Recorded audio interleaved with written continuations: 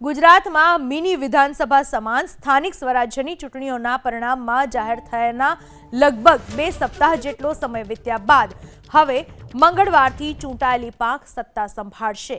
રાજ્યના 34 જિલ્લા, 260 તાલુકા, 84 નગરપાલિકા અને 15 મહાનગરપાલિકાના ચૂંટણી પરિણામો 28 એપ્રિલના જાહેર થયા હતા। 19મી મે એટલે કે આજના દિવસે પાલિકાના પ્રમુખ, કારોબારી ચેરમેન સહિતના હોદ્દેદારોના નામો જાહેર થશે અને તેઓ પદભાર સંભાળશે। શહેરી વિકાસ વિભાગે કલેક્ટરોને પાલિકાઓ માટે પદાધિકારીઓની ચૂંટણી પ્રક્રિયાઓ માટે સૂચના આપી દીધી છે। વિકાસ કમિશનરે જિલ્લા અને તાલુકાઓ માટે પણ સૂચનાઓ જારી કરી દીધી છે।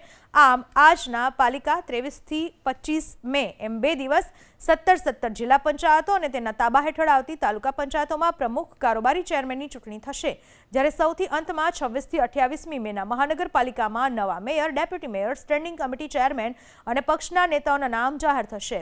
2027 વિધાનસભા ચૂંટણી પહેલા રાજ્યના 80%થી વધુ ભૂભાગોને આવરી લેતી સ્થાનિક ચૂંટણીમાં ભાજપને 33 જિલ્લા, 230 તાલુકા પંચાયત, 77 પાલિકા અને 15 મહાનગરપાલિકામાં સત્તા મળી છે।